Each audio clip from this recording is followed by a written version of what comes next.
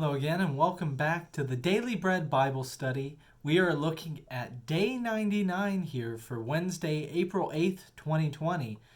This is the introduction to 1 Kings, looking at chapters 1 and 2. But before we get into those chapters, let's remember again the narrative arc that started in 1 Samuel, there with the discussion of the rise of God's king. And then in 2 Samuel, we saw King David, his life and successes and failures along with that, and kind of the fall of God's king there in King David. Now in 1 Kings, we will see the mantle picked up by his son, King Solomon. And then we will hear the prosper of King Solomon, reference to the book of the Annals of the Kings, the sins of Jeroboam and Rehoboam, and leading all to the prophet of Elijah's work. So we have a lot in store for the book of 1 Kings, as we see the kingdoms will eventually be split, but at this point in time we start off with David's succession.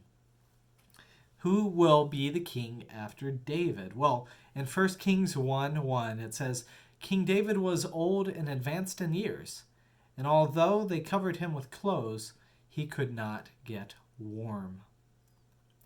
And so they come up with a creative solution for that, but in the midst of King David's decline, those around him are planning what to do next. His oldest remaining son, Adonijah, envisions the crown will be his. As we remember there in 2 Samuel that we saw that Amnon was killed, and then also Absalom as well was killed too, leaving the oldest would be Adonijah.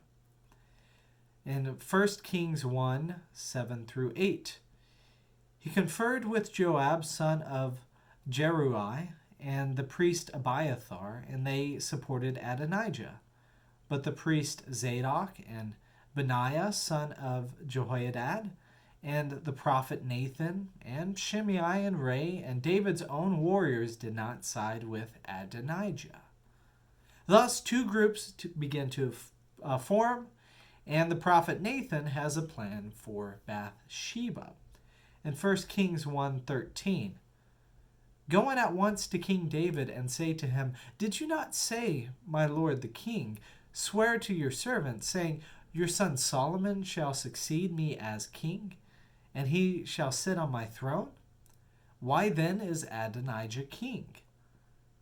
Then while you are still there speaking with the king, I will come in after you and confirm your words. Adonijah was planning to make himself king and to host a celebration. But King David was still alive. People looked to him. And so King David was asked to make a decree by Bathsheba and Nathan. And thus in 1 Kings 1:29-30 it says, and King David swore, saying, as the Lord lives, the Lord who has saved my life from every adversity, as I swore to you by the Lord, the God of Israel, your son Solomon shall succeed me as king, and he shall sit on my throne in my place. So I will do this day. David then sends his officials to consecrate Solomon as king. And upon this being done, Adonijah and Joab hear a commotion they were not ready for. In 1 Kings 1:43, it says, our Lord King David has made Solomon king.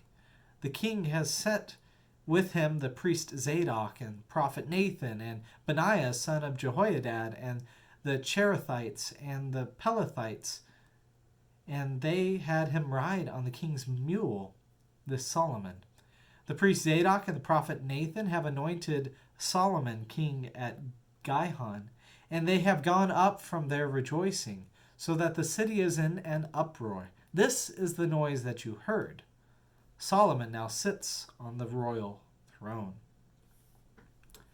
Realizing that they are in part of the quote-unquote losing side, Adonijah, fearing Solomon in verse 50, got up and went to grasp the horns of the altar, believing that he would not be killed there in the altar.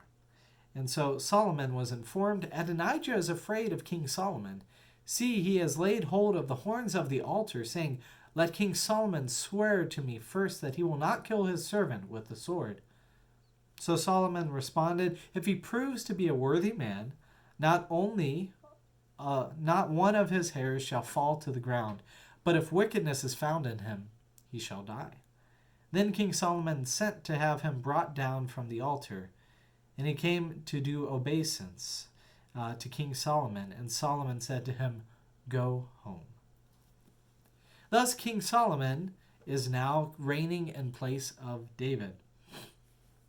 And as such, David has some loose ends to tie up. He gives King Solomon instructions before he dies in chapter 2.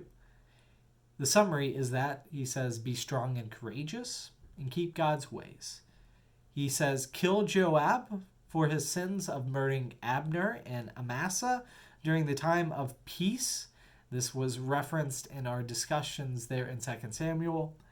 Deal loyally with Barzillai, who helped David when he was escaping from Absalom there on his way out of Jerusalem, crossing the Jordan. He also says, Kill Shimei for all of his curses that he brought on David as he was escaping from Absalom. 1 Kings 2:10 through 11 then has the end of David, saying, Then David slept with his ancestors and was buried in the city of David, aka Jerusalem. The time that David reigned over Israel was 40 years, and he reigned 7 years in Hebron, and then 33 years in Jerusalem.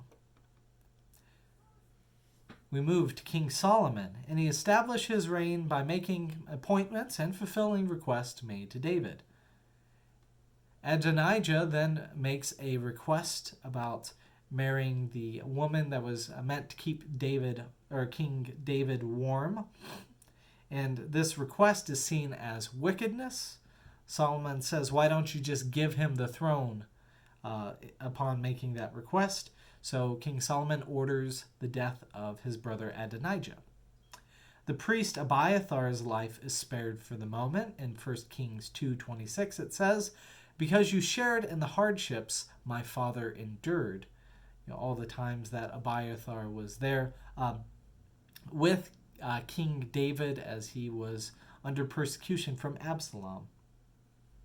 Joab fled to the tent of the Lord and grasped the horns of the altar, just as Adonijah had done. Joab believes that this will keep him safe, since no one would dare kill a person in the sight of the Lord. They're holding on the horns of the altar. But King Solomon instructs the execution, saying that the blood guilt is on Joab for his 2 previous murders, for killing Abner and Amasa, and that the Lord will absolve King Solomon of this actions. So Joab is then slain in the tent of the Lord, and the guilt is not upon King Solomon, because the guilt was upon Joab for the blood already being required of him. As commander, Solomon then appoints Benaiah, and as priest, Solomon chooses Zadok in place of Abiathar. And Shimei is given orders by the king to remain in his house in Jerusalem. He will not kill him. But in 1 Kings 2:38, And Shimei said to the king, This sentence is fair. As my lord the king has said, so will your servant do. So Shimei lived in Jerusalem many days.